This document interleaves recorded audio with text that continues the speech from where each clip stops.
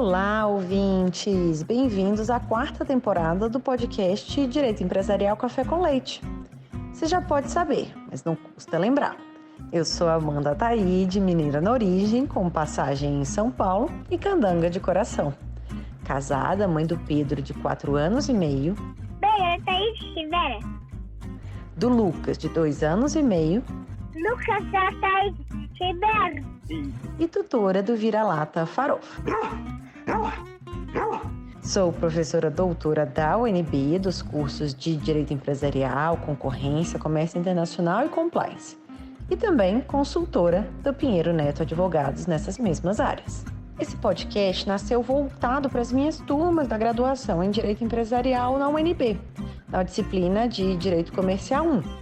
O objetivo era e continua sendo de que, a cada nova aula, eu possa aproximar os alunos daqueles autores mais relevantes no direito empresarial no Brasil, tanto na parte de teoria geral da empresa, quanto em fundamentos do direito societário. Mas o podcast ele não se restringe mais aos meus alunos, pois a gente já tem ouvintes de todo o Brasil, de todas as idades e fases nas carreiras. De modo que todos vocês poderão ter com o nosso podcast uma biblioteca virtual em áudio gratuita dos principais livros, capítulos ou trechos de livros e artigos acadêmicos essenciais para a compreensão do direito empresarial no Brasil. Pegue então sua xícara de café com leite ou então seu tênis para fazer alguns exercícios junto comigo. Aumente o som e vamos então para o próximo episódio? A nossa xícara de café com leite de direito empresarial de hoje vai tratar de um livro intitulado Business Judgment Rule, de autoria de Marcelo Godke, publicado agora em 2022, fruto da tese de doutorado dele. E para isso a gente vai ter a alegria de contar com a participação do Marcelo Godke para comentar o seu próprio livro.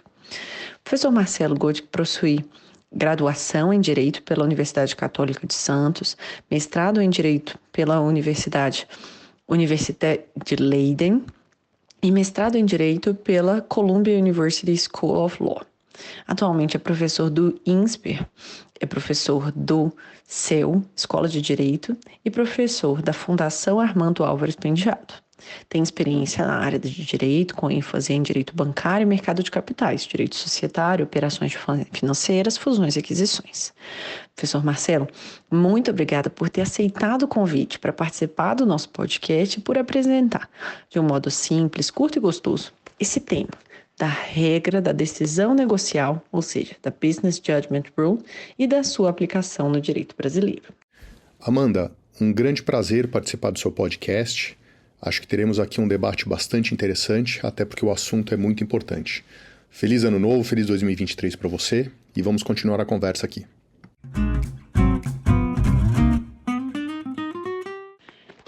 Professor Marcelo, conta pra gente como é que foi o contexto da redação desse livro, que é fruto da sua tese de doutorado recentemente defendida.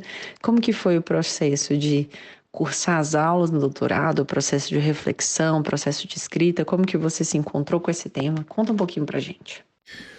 Olha, Amanda, eu não sei se você sabe que eu curso um outro doutorado na Holanda, que eu comecei antes desse doutorado que eu acabei lá na USP, né?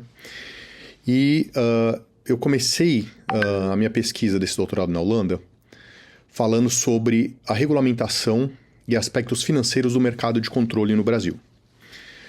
Acabei mudando o foco dessa minha pesquisa, mas eu sempre tive ali a vontade de escrever algo que voltasse para o estudo, principalmente da jurisprudência de Delaware, voltado para as questões de mercado de controle. Só que como o assunto é muito amplo, né, quando eu resolvi cursar o doutorado na USP, eu peguei um dos aspectos específicos, que é justamente a questão da Business Judgment Rule, né, aquilo que a gente vem chamando aí, uma tradução talvez não das melhores, mas a regra da decisão negocial, né?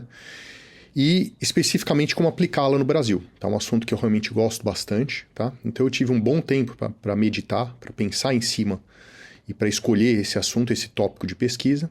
E finalmente, quando eu entrei na USP, no programa de doutorado, eu acabei focando a minha pesquisa nisso, né?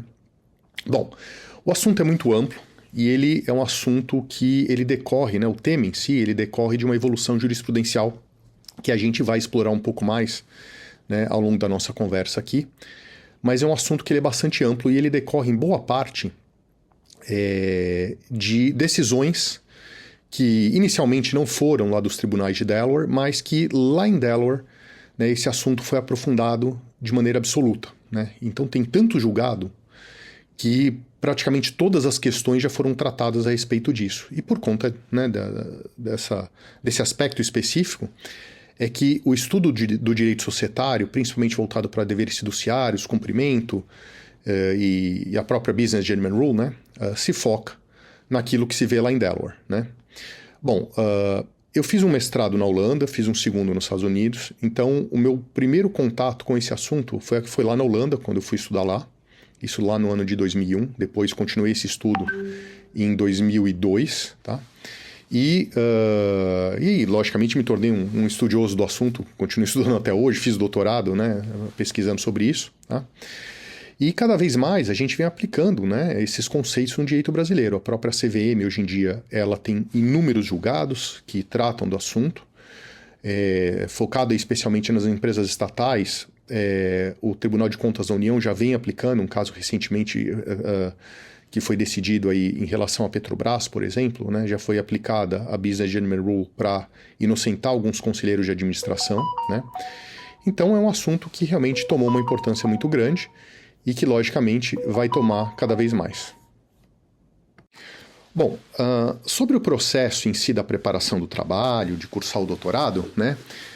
Assim, eu recomendo que todo mundo que tem essa possibilidade, tem essa oportunidade, faça, porque é uma experiência sensacional, né?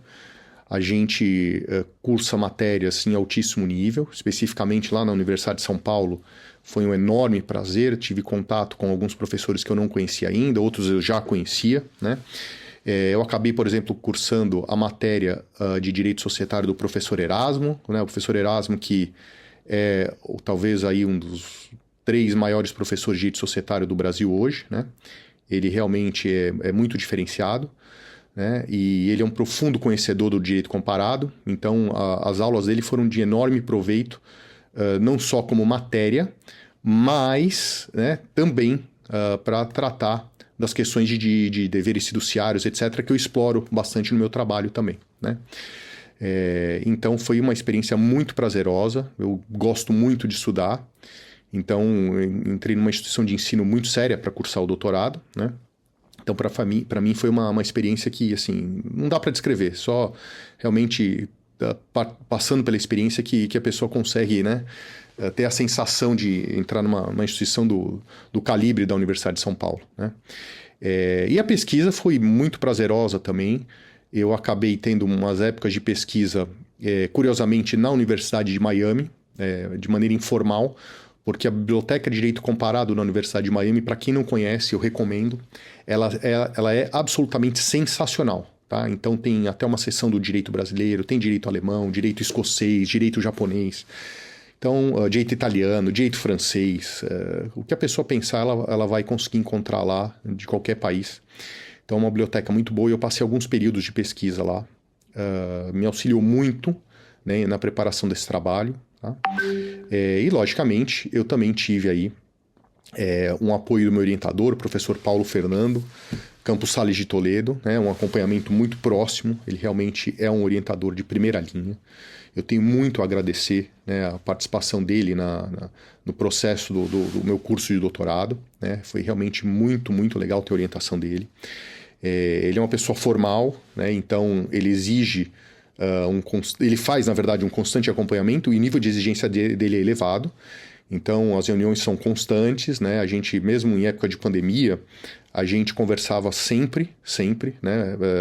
Durante especificamente as épocas de lockdown, a gente falava pela internet, né? E como eu já cursava esse doutorado na Holanda, eu passei alguns períodos na Holanda também, fazendo a pesquisa do doutorado holandês e aproveitando também para pegar material de pesquisa, conversar com professores aqui na Holanda, professores principalmente da parte de direito comparado da minha tese, né? Então foi assim uma experiência que é muito difícil de escrever, né? E realmente foi muito legal esse processo todo, né? E desagou aí nesse trabalho que está sendo publicado agora em 2023, né? Está no Prelo, e que logo, logo vai estar à venda também.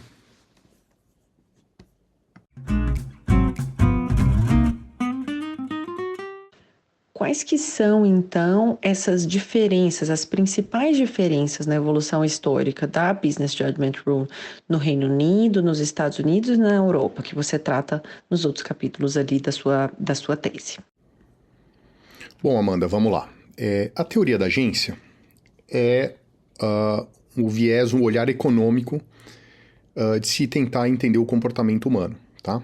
Você sabe que a economia, apesar dela se embasar muitas vezes em números, em fórmulas matemáticas, etc., a economia é o estudo de um comportamento humano, né?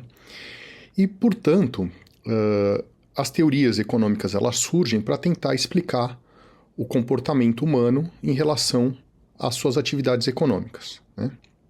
Bom, especificamente a teoria da agência ela surge porque se percebeu que no exercício de atividade econômica, o ser humano, via de regra, ele tem uma série de limites para poder exercer a sua atividade econômica, né? Por exemplo, para trabalhar, né? Pode ser em relação às suas habilidades, às suas capacidades. De repente eu tenho uma formação em, por exemplo, sei lá, sociologia, e eu preciso de uma pessoa para cuidar do projeto de uma ponte. Então, talvez eu não tenha habilidade técnica para isso. Às vezes eu sou engenheiro, eu tenho até habilidade técnica para projetar aquela ponte, mas pode ser que eu não tenha tempo, né? Então, se tornou muito comum que tem uma coisa chamada de delegação, e não é delegação no sentido jurídico, tá? Aqui a análise, nesse momento, ela é basicamente econômica. Então, é uma delegação no sentido econômico, né? Em que uma pessoa, ela precisa de uma outra para conseguir exercer a contento uma determinada atividade, via de regra econômica, né? Isso, na doutrina americana, ela presume, então, que existe, de um lado, o agent, aqui que a gente vem chamando de agente, mas também, de novo, não é uma designação jurídica, uma designação sob viés econômico, né? E o agente é aquele que exerce a atividade delegada a ele, né? E do outro, aquele que delega, que é chamado de principal, né? Ou, como a gente vem chamando no Brasil, de principal. Então surge uma relação principal-agent, principal-agente, né? Bom, o primeiro aspecto que é bastante importante em relação a isso é que há, a partir dessa relação, uma clara divisão do trabalho, né? E a divisão do trabalho, desde a época de Adam Smith, né, a gente percebe que leva a maiores índices de eficiência econômica. Então, ao invés de, por exemplo, eu produzir um carro sozinho, eu vou ter toda uma equipe de pessoas, cada um fazendo uma pequena parte do carro para produzir aquele carro. E aí o tempo gasto, os custos, né, até a qualidade do produto final acaba sendo muito maior, enquanto os custos, né, e o tempo acabam sendo muito menores. Então isso aumenta, de maneira geral, a eficiência econômica, né? Mas, por outro lado, quando existe essa divisão de trabalho, existe uma delegação sobre o viés econômico, de novo, não é o viés jurídico, tá? Há claramente uma assimetria de informação. Em que sentido? Olha, aquele que é o agent, ele muitas vezes ele tem mais informações sobre a atividade, a maneira como é exercida, inclusive em relação à empresa, né? A gente voltado aí para a atividade empresarial, em relação à própria empresa, que é conduzida muitas vezes pelo agent, né? Então há uma assimetria de informação em que o principal, via de regra, tem menos informação do que o agent, tá? Bom, uma outra coisa que está relacionada a isso também é que existe, via de regra, um chamado desalinhamento de interesse ou uma falta de alinhamento de interesses. Por quê? Porque às vezes o agent, ele quer uma coisa e o principal, ele quer outra. Então, por exemplo, vamos pegar especificamente aí voltado para o direito empresarial, né? Um administrador de uma companhia aberta, por exemplo, ele pode, além de querer, por exemplo, usufruir do seu salário ou do seu prolabore que ele recebe por conta do exercício das atividades de administrador, pode ser que ele queira um carro a ser bancado pela companhia para ele poder utilizar. E vamos dizer que exista um carro de 100 mil reais, mas pode haver um carro de 1 milhão de reais. Pode ser que ele queira usar porque isso vai lhe dar uma sensação de maior conforto, um carro de R$1 milhão. E isso vai custar mais para a companhia e tende a reduzir o lucro, né, que vai poder ser distribuído para os acionistas. Então, para o agent é melhor que ele possa usar um carro de R$1 milhão, mas já para o acionista talvez não. Talvez seja melhor que o agent use um carro de R$100 mil e que no final do dia o carro vai levar aquele agent para todo lugar do mesmo jeito, né? Então, às vezes os interesses, como eu tinha dito, eles são desalinhados, tá? O interesse do agent é um, o interesse do acionista é outro. Bom, logicamente que o direito ele precisa tentar lidar com isso e a economia tenta estudar esse fenômeno para tentar mitigar, né, os problemas de desalinhamento de interesse. Mas a gente não pode esquecer que para lidar com isso existem custos, né? Para lidar com a assimetria de informações, para lidar com o desalinhamento de interesse, existem os custos que são chamados de agent costs, tá? Ou melhor dizendo, agency costs, tá? Então, esses agency costs, eles existem e eles simplesmente não... É impossível a gente não ter esses agency costs. Eles existem independentemente de qualquer coisa. Achar que não existem agency costs seria a mesma coisa que, por exemplo, a gente olhar, por exemplo, para... sei lá, olhar para o nosso dia a dia e achar que a gente não vai ter custos para tocar a vida no dia a dia, tá? E a gente pode até pensar, extrapolar um pouco o nosso dia a dia, a nossa vida, e pensar, por exemplo, na física, achar que não existe atrito na física, né? Então, simplesmente é impossível não ter agency costs, tá? Esses custos, eles podem ser elevados, né? E o direito societário, ele deveria ser estruturado, ser bolado, ser pensado de maneira a tentar, de uma maneira, dar a eficiência econômica de um lado, e do outro, ele fazer isso com o menor custo possível, reduzindo inclusive os chamados agency costs, tá? Bom, os agency costs eles podem ser de várias naturezas, ok? Não existe só um tipo de agency costs, mas a gente sabe que um dos problemas, por exemplo, é o custo existente para, por exemplo, regular a atividade do agent, né? O outro custo é relacionado aí, por exemplo, ao monitoramento da atividade do agent, né? Você deve ter acompanhado agora recentemente o caso das lojas americanas, né, da Americanas S.A., que se descobriu uma não conformidade contábil aí de aproximadamente 20 bilhões de reais, né? Isso é algo que acontece de tempos em tempos, mesmo havendo todo um custo para monitorar a atividade dos administradores da empresa. E esse custo, muitas vezes, por exemplo, está relacionado não só à parte contratual, etc., mas está relacionado, por exemplo, à própria auditoria que é feita na empresa. E mesmo com todo esse tipo de custo, esses problemas, eles reiteradamente acontecem, tá? Bom, a lei, ela pode, então, ser estruturada para tentar mitigar isso. A gente sabe que isso é um problema eterno, porque é um problema de comportamento humano, né? E o comportamento humano, ele depende da formação de cada um, da honestidade de cada um, da disponibilidade para exercer a atividade da melhor maneira, um nível maior ou menor de desalinhamento ou até alinhamento de interesse entre as partes, tá? Então, a gente poderia aí pensar num direito societário para tentar lidar com isso de uma maneira mais ou menos eficiente, sabendo que o problema ele vai persistir, tá? Muito bem. Bom, o direito, então, como instrumento para lidar com isso, ele pode, e aí falando principalmente no direito societário, ele pode ter regras muito precisas, tá? E que ele fala, olha, você não pode fazer A ou não pode fazer B. E se você fizer A, que é um comportamento que a lei já determina como ilegal, vai ter uma consequência X, né? Então a lei pode ter regras, normas precisas.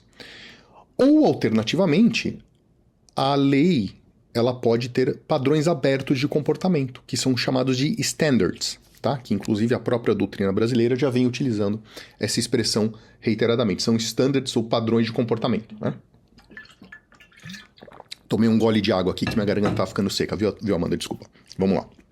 Bom, como eu disse, a lei, ela não pode ser feita de maneira aleatória, ela tem que buscar a eficiência econômica, tá? E a gente está falando de direito societário, atividade econômica, etc. Então aqui o principal motivador da lei é buscar a maior eficiência econômica. Eu não posso simplesmente criar normas do nada, achando que aquilo vai levar a um comportamento X. Primeiro que eu preciso entender se aquele comportamento X é o esperado, é o aguardado, né? E se esse comportamento X, ele leva a maior eficiência econômica ou não, tá?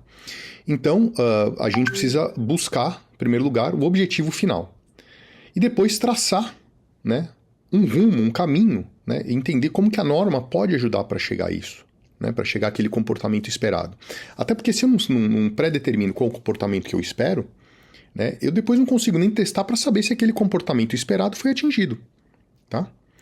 Bom, então, o direito societário, isso tem uma doutrina boa, principalmente na Europa e nos Estados Unidos, que fala que o direito societário tem que focar na eficiência econômica, tem que focar no desenvolvimento econômico, e como a gente tem muito comumente um desalinhamento de interesse entre o principal e o agent, que pode surgir o chamado comportamento oportunístico, então a lei tem que tentar lidar com isso de maneira a reduzir esse comportamento oportunístico. O comportamento oportunístico, ele tende a levar a menores índices de desenvolvimento econômico, de eficiência econômica, prejudica a empresa, prejudica os investimentos, etc, etc. E se a gente tem uma atividade econômica menor em decorrência do comportamento oportunístico, o resultado disso é que a gente tem menos geração de emprego, menos geração de renda, menos conforto para as pessoas e para as famílias, etc. Tá? Muito bem. Bom, como que a gente então pode começar a pensar em regras, né, para lidar com isso? Como eu falei, a gente pode ter as normas precisas e a gente pode ter as normas abertas, os standards de comportamento. E existem momentos e locais adequados para tentar lidar com isso.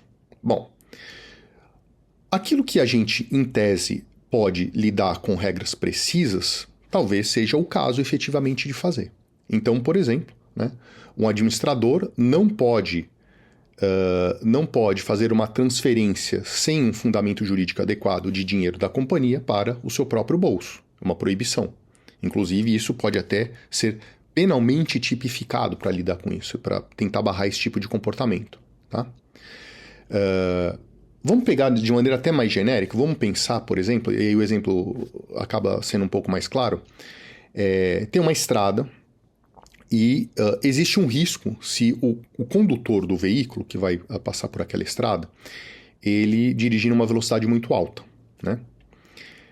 E aí eu posso ter uma regra, que ela pode ser bastante precisa, ou ela pode ser uma norma, né, meio que na forma de um padrão aberto de comportamento, de um standard. Né? Então eu posso falar, olha, nessa estrada ninguém pode conduzir acima de 100 km por hora, e às vezes uma autoestrada, né, em que os carros não podem ficar parando, eu posso designar também que ninguém pode conduzir, por exemplo, abaixo de, 50 km por hora. Eu posso até fazer isso também, né? Ou então eu posso simplesmente dizer, olha, os motoristas que conduzirem nessa estrada, eles devem ficar dentro de um limite adequado de velocidade. Só que aí, logicamente, fica a critério do próprio condutor, ou às vezes a autoridade pública que vai fiscalizar, né, aquela condução, tá?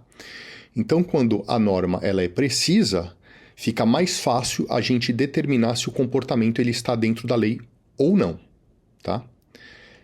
Em alguns casos, a norma precisa realmente parece ser mais adequada, por exemplo, o caso da estrada, né? Agora, vamos pensar, por exemplo, na relação que existe entre um administrador de uma companhia, a companhia, e o relacionamento que ele tem indiretamente com seus acionistas, né? Vamos pensar hoje numa época de rápido avanço tecnológico. Você imagina a gente tentar fazer listas exaustivas daquilo que o administrador pode ou não fazer. Inclusive, existe um órgão de classe voltado para as companhias abertas, para os investidores em companhias abertas, que uma pessoa desse órgão de classe, prefiro não citar o nome e tal, ele fez um comentário que eu achei um pouco esquisito. Ele falava que deveriam haver listas exaustivas daquilo que o administrador pode fazer. E fora daquilo ele não poderia fazer nada.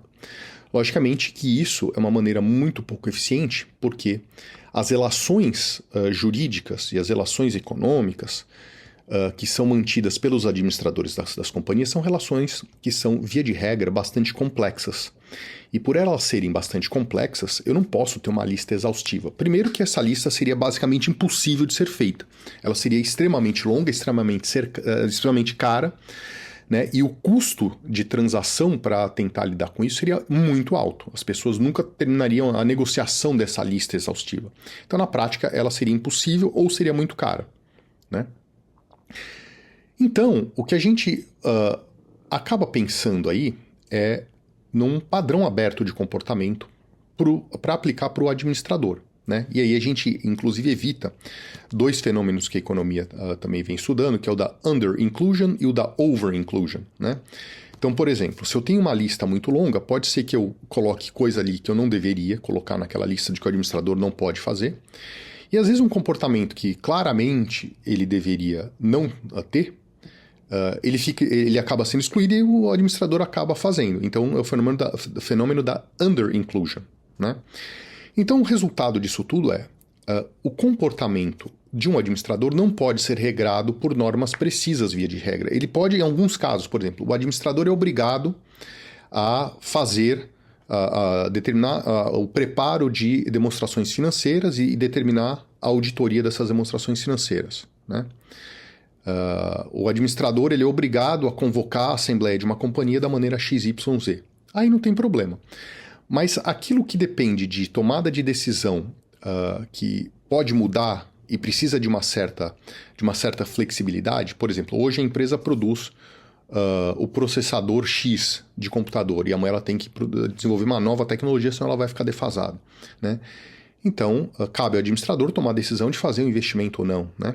Então, para o administrador, nas relações complexas do dia a dia da companhia, via de regra, não se aplica uma norma precisa, mas sim um padrão de comportamento. Em que sentido? Olha, o administrador ele tem que tomar decisões para administrar a companhia da melhor maneira, tá? Só que, às vezes, as decisões tomadas, elas podem levar a perdas. E muitas vezes elas levam a perdas. Muitas vezes a qualidade da decisão do administrador não é as melhores. Inclusive, existem já algumas estatísticas nesse sentido dizendo que pelo menos metade das decisões administrativas de companhias abertas, elas não são da melhor qualidade, né? Bom, e aí, como que o administrador ele fica nesse momento, né? Ele, por exemplo, temos aqui uma fábrica de veículos, e essa fábrica de automóveis, ela resolve construir uma nova planta, um novo prédio com novas máquinas para produzir mais carros. Só que, no momento que a construção daquela fábrica é concluída, uma crise econômica assola, né, toda a produção de veículos daquele país, inclusive daquela empresa. E aí aquela fábrica que foi construída, ela leva a perdas que são muito, muito grandes. Será que o administrador deve ser responsabilizado por isso? Será que a decisão dele, que naquele primeiro momento parecia ser correta, depois se demonstrou talvez não tão correta, não tão cuidadosa, será que o administrador deve ser pessoalmente responsabilizado por isso? E aí que essa teoria da agência, ela entra, e aí que toda essa teoria econômica ela serve para justificar a Business Judgment Rule, né? Bom, primeiro que os padrões de comportamento que normalmente são aplicados para os administradores são os chamados deveres fiduciários, tá? Então, via de regra, o administrador ele tem que ser diligente e cuidadoso nas suas decisões empresariais e ele tem que ser leal à empresa que ele administra, que são os dois grandes grupos de deveres fiduciários aí. São os dois grandes grupos de deveres fiduciários que os administradores eles têm que observar na hora de tomar determinadas decisões empresariais, né? Mas, ao mesmo tempo, a gente não pode, o tempo todo, em qualquer decisão tomada, ficar questionando aquilo, né?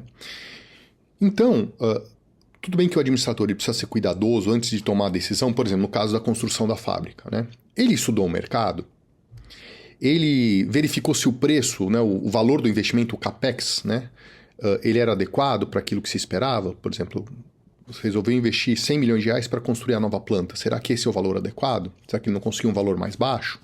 Qual que é a expectativa de retorno? A expectativa de retorno é positiva ou não, né? Então, por conta disso, é que a Business Judgment Rule, ela cria uma presunção de que as decisões dos administradores, elas são decisões corretas, no sentido de que o dever de diligência foi cumprido e que o dever de lealdade também foi cumprido. E isso evita um constante questionamento das decisões dos administradores. Então, a Business Judgment Rule entende que a decisão administrativa está correta, tá? E que, já que a decisão administrativa está correta, a decisão tem que ser protegida de um lado e do outro o próprio administrador, mesmo que depois aquela decisão, sob o ponto de vista negocial, não sob o ponto de vista de ilegalidades, tá? Né? Por exemplo, desviou recurso, fez uma obra superfaturada, etc, etc. Né?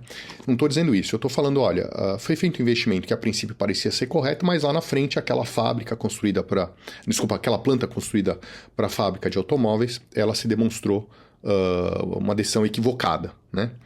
Então, se protege a decisão do administrador. Isso quer dizer que quem toma a decisão administrativa no seio da companhia, e aí no caso, principalmente da companhia aberta, é o administrador, não é o acionista, a não ser que o acionista também vista o chapéu do administrador, mas se ele só é acionista, ele não vai poder tomar essa decisão. E também impede que o judiciário fique, né, trocando a vontade do administrador pela sua própria vontade, a vontade do juiz, tá? Então, de um lado, né, protege a decisão empresarial e, do outro lado, protege também o administrador, mesmo que aquela decisão, posteriormente, aparentemente, ela tenha sido equivocada, né, porque levou a perdas, às vezes até um prejuízo, não só uma perda pontual, mas até um prejuízo para aquele exercício fiscal.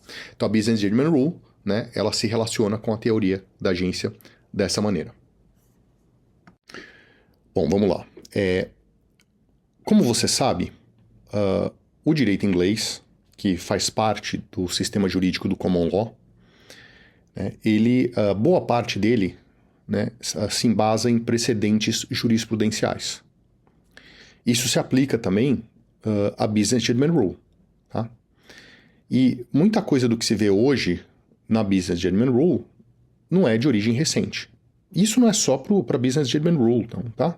Isso a gente vê, por exemplo, no direito contratual. O direito contratual, inclusive o americano, quando se estuda nos Estados Unidos, né, uma parte dele ainda é embasado naquilo que se via em precedentes jurisprudenciais na Inglaterra. Tá? Bom, o primeiro caso que se tem notícia que influenciou, mesmo que seja um tetravô distante aí, é de 1723. É um caso que se trata de um dever fiduciário de um trustee. Né? E aos poucos, aquele direito de trust acabou influenciando bastante o direito societário. O Eduardo Salomão Neto, inclusive no livro dele sobre o trust no direito brasileiro, ele fala isso. Né? Então há uma influência bastante grande do direito de trust em relação ao direito societário. Né? Bom, esse caso de 1723, ele exime de culpa, né, um trustee. E esse princípio acabou sendo transferido para o direito societário. Né, para as partnerships inicialmente, depois para as companies, né, para o company law. Né? E depois, quando a gente viu, né, a implementação de corporations, né, isso também, principalmente no direito americano, isso começou a ser bastante aplicado. Né? Então, lá, a partir de 1723, começa a surgir a jurisprudência que protege o administrador. E aos poucos essa jurisprudência evolui também para proteger a própria decisão desse administrador. Tá? Bom, nos Estados Unidos a gente fala que existe um sistema de common law, né? Só que esse common law ele hoje é um pouco diferente do common law inglês, porque ele tem leis próprias, e a gente não pode esquecer que a base do common law são os precedentes jurisprudenciais, mas existem leis, inclusive leis bastante verborrágicas, bastante longas, tá? Mas a grande diferença é que o precedente jurisprudencial no common law, ele não é uma fonte secundária de direito como tende a ser, por exemplo, aqui no Brasil. Né? Ele é uma fonte primária do direito, né? Como se diz no direito americano, no direito inglês também, case law, case de casos, né? Case law is the law. Né? Então, a jurisprudência ela influencia diretamente o que acontece nas decisões que são emitidas posteriormente. Né? Então, o common law tem esse, vamos dizer, aplica o passado com um olhar para o futuro, né? Tá? Bom, a gente teve inicialmente uma discussão se aplicaria esse common law às possessões americanas, né, que ainda não havia uma independência, não tinha Estados Unidos como um país ainda. E alguns autores da época entendiam que não se aplicaria, mas o que aconteceu na prática é que as colônias americanas começaram a aplicar o common law inglês, né? E depois da independência das 13 colônias, o que se viu é que cada estado acabou criando o seu regime jurídico independente e todos eles basicamente adotaram o common law, né? Uma coisa que também veio do sistema jurídico inglês eram os chamados tribunais de equity, né? Que a gente não pode traduzir de uma maneira muito correta como equidade, porque existe um sistema judiciário de equity que no Brasil, por exemplo, não tem. Apesar do juiz brasileiro ter aí um poder muitas vezes grande para decidir com base na justiça e não necessariamente com base na lei, né? O equity do common law, e common law que eu digo aí enquanto regime, como sistema jurídico, tá? Porque existe o common law como um corpo de jurisprudência, de precedentes jurisprudenciais. Então, common law pode ter mais de um significado, mas a estrutura de equity, dos tribunais de equity dentro do regime do common law, ele acabou influenciando muito o direito americano, né? E de onde surge, né, o tribunal de equity? O tribunal de equity, ele surge de decisões, né, dos tribunais de direito, que às vezes eram decisões que aplicavam regras muito rígidas, mas que não levavam à justiça, ou pelo menos sob o olhar da pessoa que se sentia prejudicada. Ele fazia um apelo ao rei, e o rei, muitas vezes, ele aceitava aquele apelo e pedia para o chancellor, né, que era a pessoa que inicialmente cuidava desses apelos, né, ele tomava decisões que muitas vezes poderiam contrariar as decisões das courts of law, né. E o Chancellor surge daí, então, a chamada Court of Chancery, que depois acabou sendo adotada por vários estados americanos, como, por exemplo, o mais comum, mais conhecido hoje, é lá em Delaware, né? Então, nós temos a Court of Chancery em Delaware, que é o tribunal de primeira instância, que muitas vezes julga, né, as decisões, ou melhor dizendo, os casos, né, e emite decisões voltadas para o direito societário. Curiosamente, a Court of Chancery de Delaware, ela não é um tribunal que tem uma especialização decorrente da lei, né, para questões societárias ou empresariais. Mas, naturalmente, isso aconteceu. Então, as questões empresariais lá em Delaware acabam sendo julgadas pela Court of Chancery, tá? Bom, temos aí, então, a independência americana, a criação de um common law, que dá para se dizer americano a partir de um certo momento, que não surge inicialmente, porque, logicamente, as próprias colônias, que agora viram estados, né, elas têm que se estruturar e vão surgindo os tribunais locais, etc. E aí começa, depois de um tempo, surgir o common law americano, tá? A gente tem também tribunais federais nos Estados Unidos, né? Então, aos poucos, aqueles preceitos que vinham do common law inglês para lidar com a responsabilidade dos administradores e também, aos poucos, para proteger as próprias decisões dos administradores, para que os tribunais não intervenham constantemente nas decisões de cunho empresarial, né? Então isso também começa a tomar força. A gente tem aí uma jurisprudência que surge aos poucos e que traz uma certa robustez à proteção dada, né, por aquilo que mais tarde veio a ser chamado de Business Judgment Rule, né? Então, via de regra, se não se comprovar claramente, né, o descumprimento do dever de diligência ou claramente o descumprimento do dever de lealdade, a decisão do administrador vai ser protegida e o próprio administrador vai ser protegido. Em alguns casos até, por muito tempo, mesmo o descumprimento do dever de diligência, ele era bastante relevado pelos tribunais americanos. Então, raramente, um administrador era condenado por descumprimento do dever de diligência, né? Os tribunais muitas vezes diziam, olha, se não se constatar má-fé, e aí está muito próximo até da questão da lealdade, né? Mas se não se constatar má-fé, a gente não tende aqui a condenar os administradores, né? Bom, essa jurisprudência foi se consolidando aos poucos, e o que a gente percebe é que a partir da década de 80, lá em Delaware, principalmente por conta de um fenômeno do mercado financeiro, que foi o surgimento das operações de aquisição hostil de controle, e a gente não pode esquecer que a aquisição hostil se dá em relação a uma companhia aberta, listada em bolsa, né? E como o direito de Delaware já era um direito societário muito respeitado, e mais de metade das companhias abertas americanas, elas são registradas em Delaware, mesmo que elas não tenham a sede em Delaware, né? Por meio da chamada Internal Affairs Doctrine, a empresa pode ser registrada, constituída em Delaware, mas pode ter a sua sede, por exemplo, no estado do Texas, da Flórida, da Califórnia, etc. Isso não importa. O que importa é o estado de registro. E vai se aplicar a lei societária de Delaware para cuidar das questões de governança, inclusive em relação à própria Business Judgment Rule. Resultado é que, por conta da onda de aquisições hostis de controle que a gente teve ali, emerge todo um mercado para financiar, por meio de junk bonds, as aquisições hostis de controle. Os tribunais de Delaware acabam tendo que enfrentar dezenas e dezenas e dezenas de casos voltados para os deveres fiduciários dos administradores ao longo das operações de aquisição hostil de controle. Tá? Então a jurisprudência de Delaware, na década de 80, ela se torna extremamente robusta, extremamente completa. Basicamente, todo o viés que poderia ser analisado da Business Judgment Rule acabou sendo analisado. Né?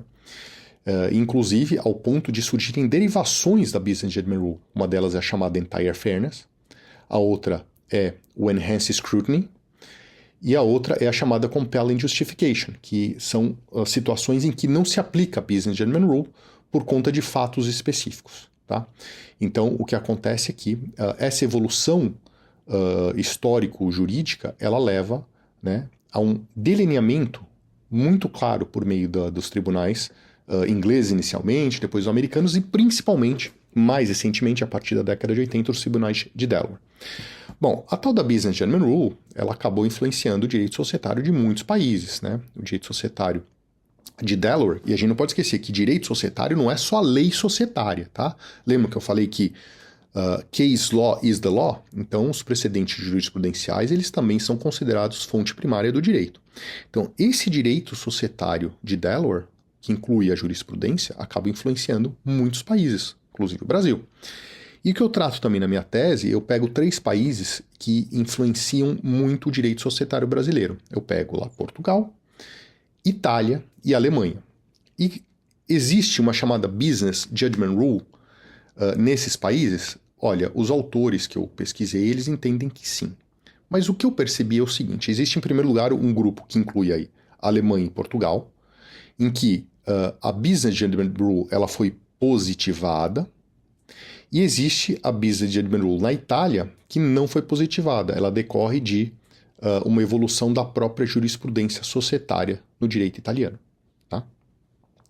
Bom, o que se percebe é que parece que existe uma facilidade maior de se aplicar a Business Judgment Rule na Itália do que na Alemanha e Portugal. Não há uma diferença muito grande, mas como a jurisprudência já tratou do assunto, então isso se aplica com uma certa facilidade. Tá? Mas tanto na Alemanha, quanto na Itália, quanto em Portugal, independentemente da origem ser jurisprudencial ou direito positivado, é que a Business Judgment Rule, como é aplicada nesses países, ela, via de regra, ela trata de proteger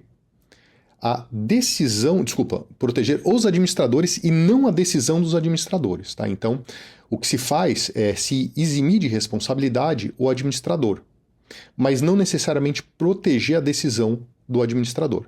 Tá? Então, inclusive a própria literatura jurídica nesses países fala muito, né, de proteger o administrador, ela trata muito pouco de proteger a decisão administrativa, tá?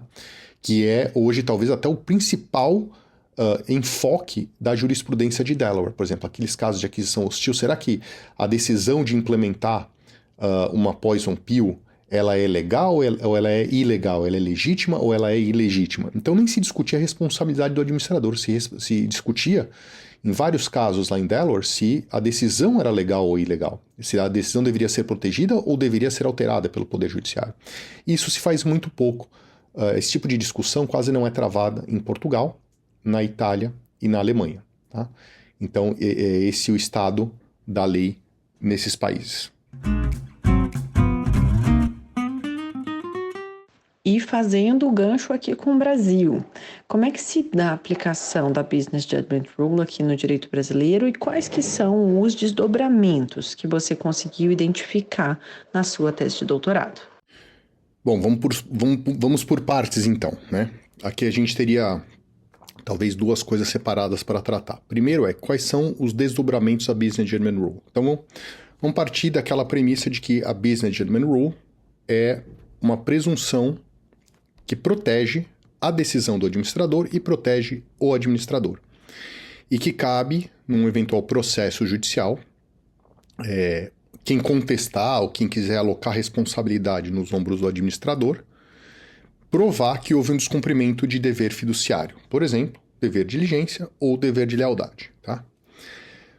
Se por acaso a historinha for muito bem contada por uma pessoa que tenta contestar a decisão ou tenta alocar responsabilidade nos ombros do administrador, via de regra, ele vai lograr êxito se ele, por exemplo, provar, e não é provar por fatos, é provar na tese, porque a Business Judgment Rule, principalmente no processo civil americano, ela impede que o processo ele vá adiante. A discussão ela se encerra preliminarmente, tá? Então o processo é meio que julgado no estado que se encontra. Não vai se aprofundar a discussão. Fala, olha, você não contou uma história aqui que demonstre que pode ter havido, e não é provar com fatos, tá? A sua tese não explica muito bem onde está o descumprimento do dever fiduciário, de diligência, de lealdade. Então o processo morre aqui, tá? Então, vai caber ao autor do processo ele contar uma história bem contada para falar, olha, ao que parece, houve um descumprimento do dever de diligência aqui, ou ao que parece, houve um descumprimento do dever de lealdade ali, né?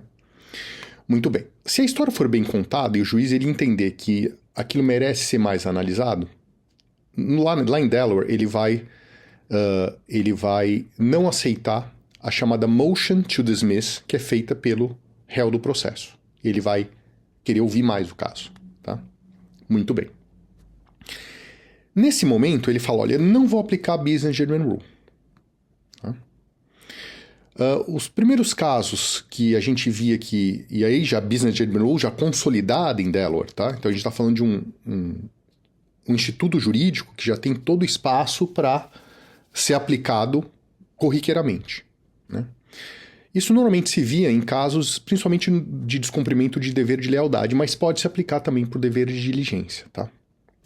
Então fala, poxa vida, você está alegando aqui que a pessoa ela foi desleal à companhia, que o administrador foi desleal à companhia. Então eu quero entender isso melhor e eu vou deixar o caso prosseguir, né? Bom, o que acontece nesse momento, o fenômeno processual, é que aí aquela presunção que protege tanto a decisão quanto o administrador, ela não é aplicada, e se passa para o administrador fazer determinadas comprovações no processo, né? Que aí se aplica a chamada entire fairness, que o administrador vai ter que provar que ele agiu de maneira justa em relação não só à companhia, mas até aos próprios acionistas, tá? Então cabe a ele provar. Vamos dizer, por exemplo, e aí o exemplo é hipotético, eu sou administrador de uma empresa do setor imobiliário, tá? Essa empresa precisa, e aqui meu escritório fica na Vila Olímpia, em São Paulo, então vamos dizer que precisa de um grande terreno aqui na Vila Olímpia para construir, sei lá, um shopping center. E eu, por acaso, recebi de herança um terreno grande, adequado para construir esse shopping center, que é o último grande terreno da Vila Olímpia. Daí, de novo, o exemplo é absolutamente hipotético, tá? Será que eu poderia, como herdeiro e por ter recebido esse terreno, vender esse terreno para a companhia que eu administro? Será que ele está conflitado? Me parece que daqui eu posso estar conflitado, sim, né? Então, o juiz ele vai dizer, mas espera um pouquinho. Então, você é dono do terreno e você vai vender o terreno para a companhia que você administra. Não, você agora vai ter que comprovar que você foi inteiramente justo em relação à companhia e seus acionistas. E aí cabe ao administrador, vai caber a mim como administrador dessa companhia aberta, então, comprovar isso. Tá? Que eu agi de maneira inteiramente justa. E eu tenho que comprovar isso por A mais B. Então, essa é uma possibilidade. Bom, um outro tipo de caso que acontecia em Delaware foi durante aquela onda de aquisições do X que eu mencionei anteriormente. Os juízes eles entenderam que não era um caso especificamente de um claro conflito de interesses, né? E que não havia um claro descumprimento de dever de lealdade, mas que, em tese, poderia ter havido um descumprimento de dever de lealdade. Qual que é o caso? O caso das aquisições OX, em que os administradores eles colocavam em movimento aquilo que é chamado de Poison Pill. Não tem nada a ver com os nossos Poison Pills no Brasil, né? Que é um mecanismo de defesa contra aquisição hostil de controle. Né? E por que havia essa preocupação? Porque quando o administrador ele defende a companhia de uma aquisição hostil de controle, ele pode também estar defendendo o seu próprio emprego. Então, em tese, ele pode estar conflitado. Então, os juízes de Delaware, eles não vão aplicar a entire fairness, porque eles não acham que é um claro descumprimento de dever de lealdade, uma possibilidade muito premente. Mas eles também não aplicam a Business Judgment Rule. Eles vão aplicar aquilo que é chamado de Enhanced Scrutiny, ou escrutínio aumentado, que alguns julgados trazem a expressão de Enhanced Business Scrutiny. Tá? Enfim, eles vão olhar com um pouco mais de cuidado e falar, olha, esse Poison Pill me parece que ele está dentro de um padrão adequado de defesa da companhia aqui, então eu vou proteger a decisão do administrador de implementar esse Poison Pill. Tá? E, por fim, um outro desdobramento, que vem sendo chamado de Compelling Justification, foi num caso em que se tentou manipular, né, o direito de um controlador de votar e eleger a maioria do conselho de administração. O que foi feito lá é que o próprio conselho, que tem o poder, de acordo com a lei de Delaware, de alterar o número de cadeiras do conselho, ele fez isso no momento que pareceu ser muito suspeito para o tribunal de Delaware. Se a gente olhar a letra da lei, não havia nenhuma ilegalidade clara. Mas o momento em que foi feito aquilo, né, o tribunal de Delaware entendeu que foi feito simplesmente não por conta de uma decisão empresarial adequada, mas simplesmente para manipular o poder de controle daquele maior acionista. Então ele passaria a ter o maior número de cadeiras no conselho, ou indicaria o maior número de conselheiros, melhor dizendo, mas como o número de cadeiras foi ampliado, aquilo mitigou o poder do controlador, que era um novo controlador, de indicar o maior número de conselheiros para o conselho de administração.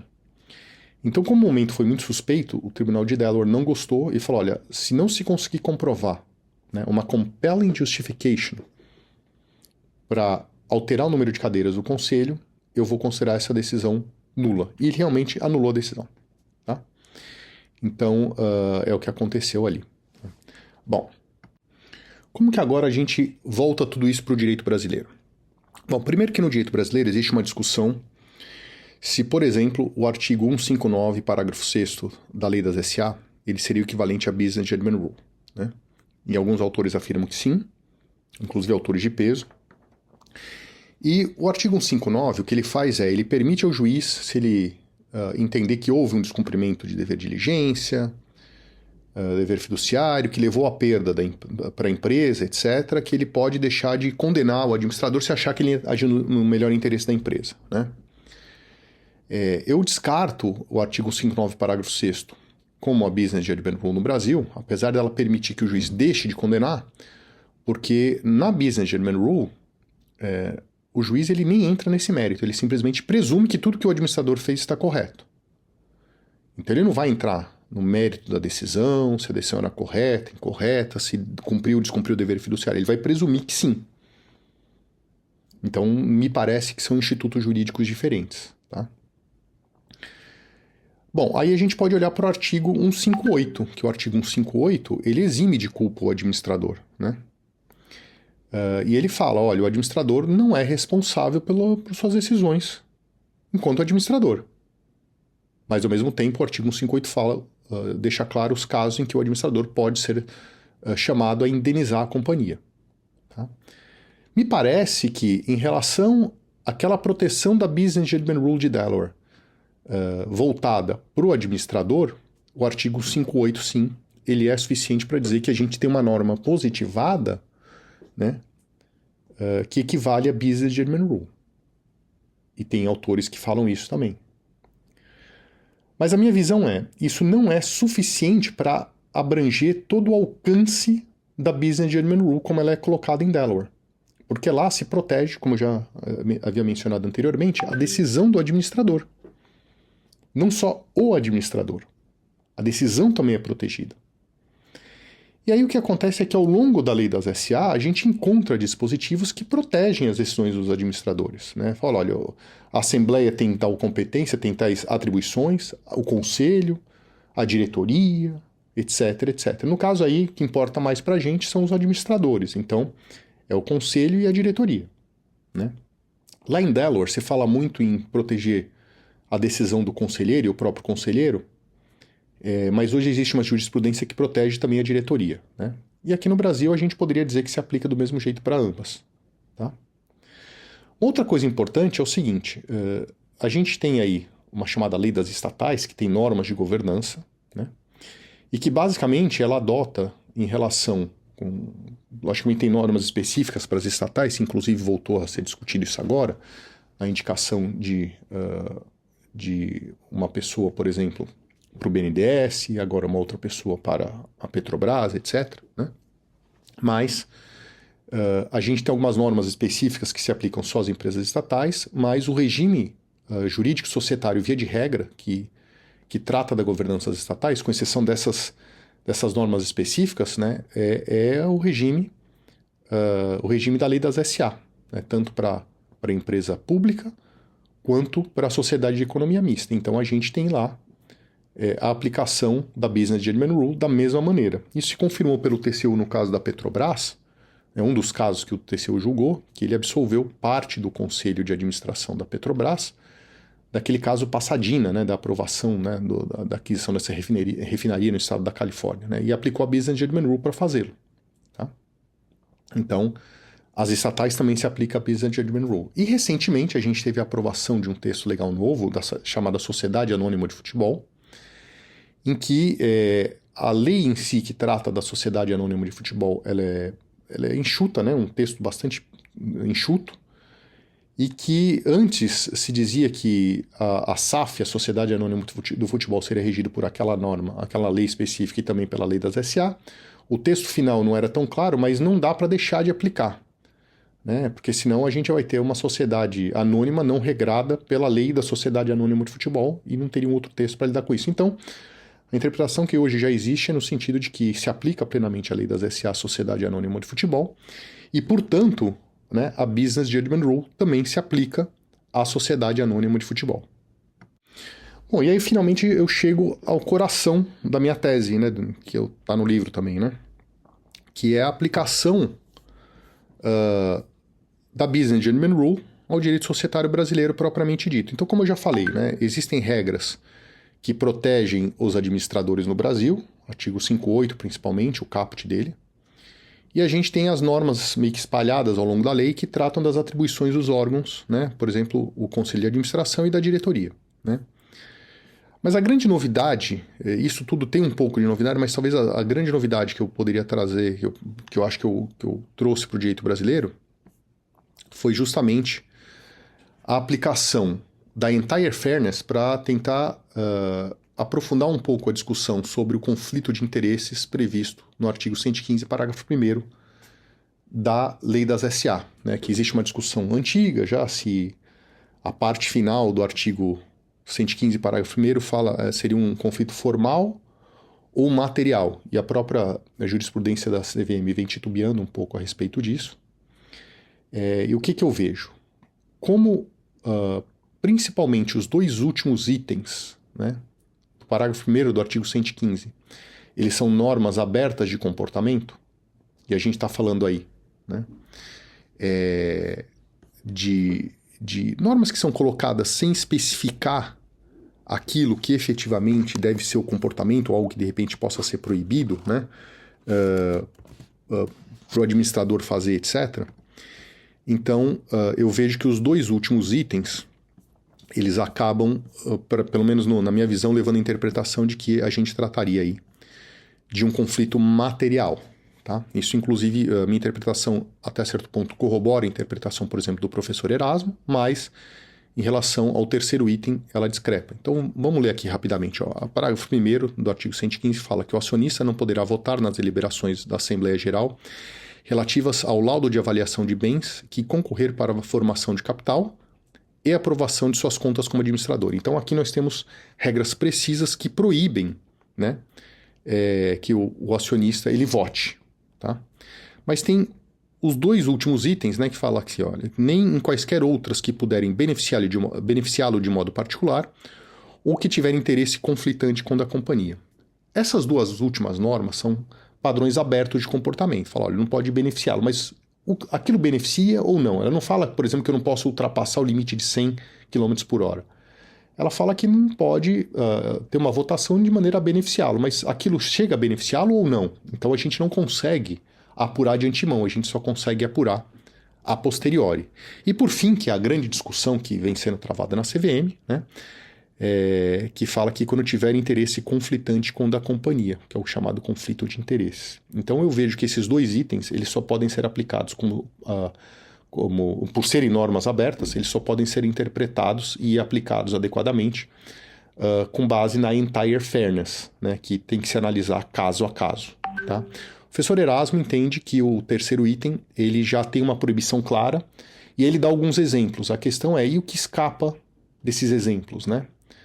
E aí eu acho que abre espaço para o juiz determinar e ele analisar se aquilo é algo que vá beneficiá-lo de modo particular de maneira proibida, né? Porque às vezes ele pode até ser beneficiado, mas aquilo também beneficia a companhia e beneficia os acionistas, né? Então eu vejo que a análise tem que ser feita a posterior aqui, né? Então a gente consegue aplicar a entire fairness para interpretar de maneira mais adequada o parágrafo 1º do artigo 115. Por fim, outro aspecto importante que eu trato também na minha tese é a aplicação da chamada compelling justification para se interpretar a regra antidiluição do parágrafo 1º do artigo 170 da Lei das SA.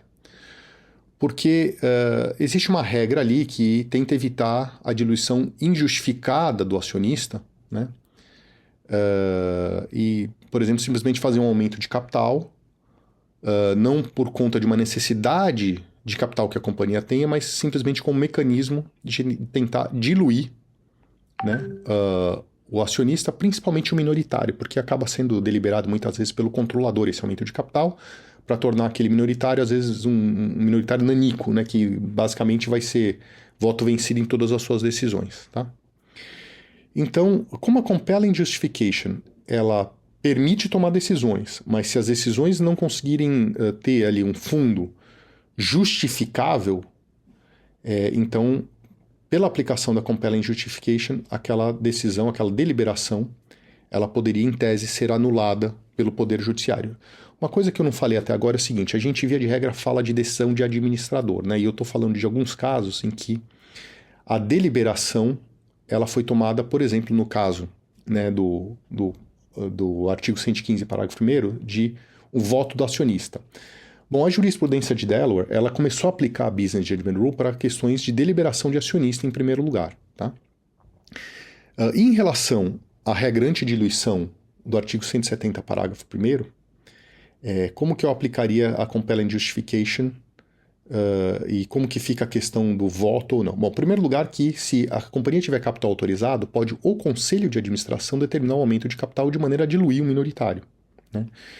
E se não houver uma compelling justification que leve essa gigantesca diluição do minoritário, como que se presume aqui no exemplo que eu estou dando, né? Porque não é simplesmente diluir a torná-lo nanico, né? Pode ser que a decisão do Conselho seja contestada. E se for uma decisão do próprio acionista, em tese também ela poderia ser contestada se não ficar claro que a companhia precisava daquele aumento de capital da maneira proposta e que foi aprovada finalmente. Tá?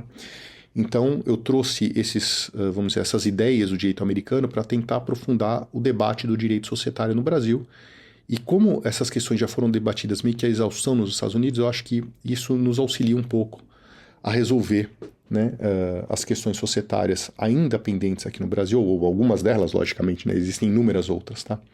Que eu não trato na minha tese, que nem foco, mas sobre esse aspecto eu vejo que eu consegui contribuir um pouco.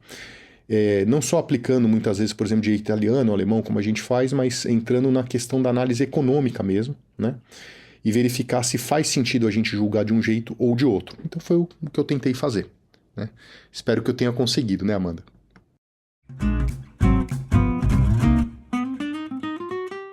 Caminhando então aqui para o final, uma pergunta dessa 4ª temporada, a pedido de alguns ouvintes. Eu queria saber, se você puder compartilhar com a gente, qual foi o não mais importante da sua trajetória até o dia de hoje? Olha, acho que não, eu devo ter recebido uma quantidade que eu não consigo nem calcular, né? Eu acho que eu devo receber ainda pelo menos 10 por dia, né? Faz parte da vida receber nãos, e a gente precisa ser resiliente no exercício da atividade empresarial, com a família, com tudo, né? Tudo depende de muito esforço, né? Sempre pra gente conseguir as coisas. Mas eu lembro que um não que foi bastante importante na minha vida, quando eu mudei para São Paulo, eu me formei na Universidade Católica de Santos, eu advoguei lá por alguns anos, até chegar à conclusão que eu gostaria de trabalhar mais com direito societário, com operações financeiras, mercado de capitais, project finance, derivativos, etc.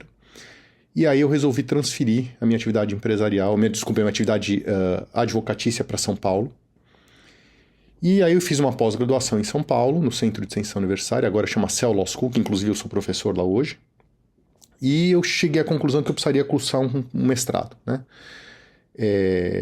A gente sabe que existe todo um processo seletivo que é bastante publicizado, etc., mas são processos seletivos, tanto na USP quanto na PUC, são processos seletivos bastante concorridos, né? Eu lembro que logo que eu resolvi participar de um processo seletivo de pós-graduação em São Paulo, eu me inscrevi no processo seletivo da PUC de São Paulo, e um programa muito concorrido, programa de direito comercial, que é inclusive coordenado pelo professor Fábio Ulloa, e eu acabei não sendo selecionado, e achei que talvez eu tivesse uma dificuldade pelo número de candidatos, etc., né? Para conseguir entrar no programa de pós-graduação da PUC, e de repente até da USP, se eu fosse prestar mais para frente para o mestrado, que eu não fiz, eu só pleiteei uma vaga no doutorado depois e consegui, tanto que eu concluí o doutorado por meio dessa tese que a gente está discutindo aqui, né? Então, o não que foi bastante importante na minha vida foi esse não de eu não ter conseguido entrar na pós-graduação da PUC de São Paulo.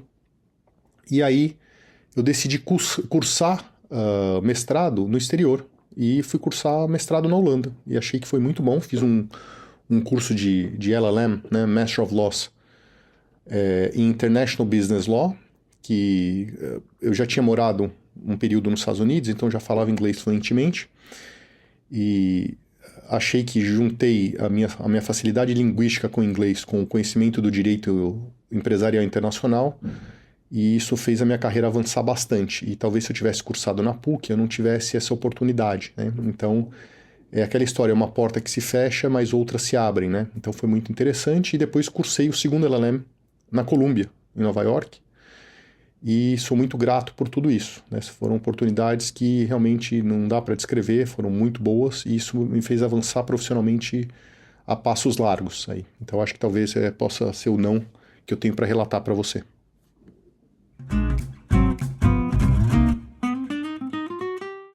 E para a gente fechar, queria saber como que você se mantém atualizado sobre doutrina, sobre a prática no direito empresarial. Você é advogado, é pesquisador, qual que seria a sua recomendação para os ouvintes aqui do podcast? Olha, Amanda, como você sabe, eu sou professor em São Paulo, né? De direito empresarial, de mercado de capitais, sou professor do INSPER, professor do Cell Law School, sou professor da graduação da FAAP. Teremos novidades em breve aí de uma outra instituição que está sendo constituída também. Então, eu na posição de professor, eu não posso deixar de me atualizar de jeito nenhum, né? Porque eu tenho que sempre trazer o direito atualizado, o direito no estado da arte, né, para a sala de aula, né? Então, essa é uma maneira de eu me forçar nessa atualização constante.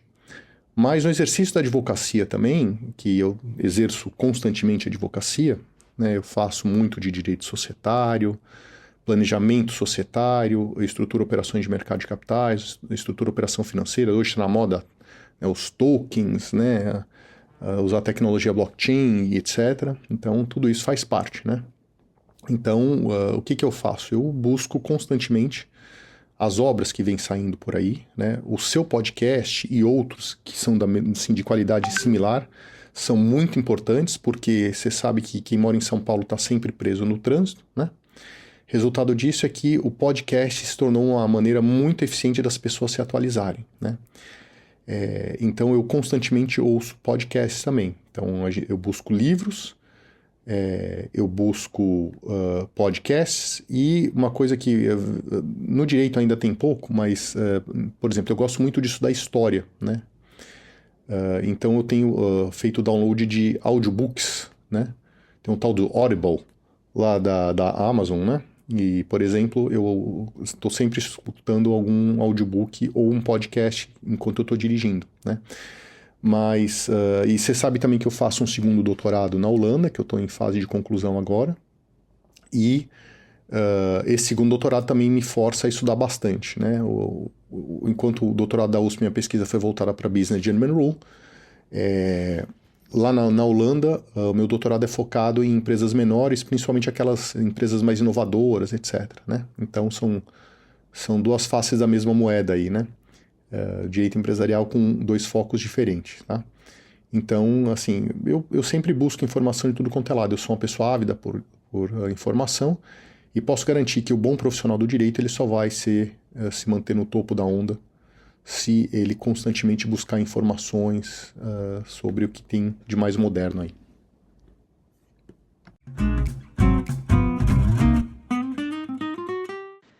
Professor Marcelo, muitíssimo obrigado pela sua presença. A primeira de muitas, assim eu espero. Um café da manhã com café com leite com você. Muitíssimo obrigada. Até a próxima. Amanda, eu tenho muito a agradecer a você. É uma grande honra participar desse podcast. As pessoas que vêm participando aí, eu ouço o tempo todo, são pessoas extremamente qualificadas, são alguns dos principais profissionais voltados aí para o direito empresarial no Brasil. É uma grande honra, né? Fico contente de poder contribuir também com essa discussão voltada para Business General Rule, e me coloco à disposição para participar de episódios futuros também, tá bom? Um grande abraço para você e até a próxima.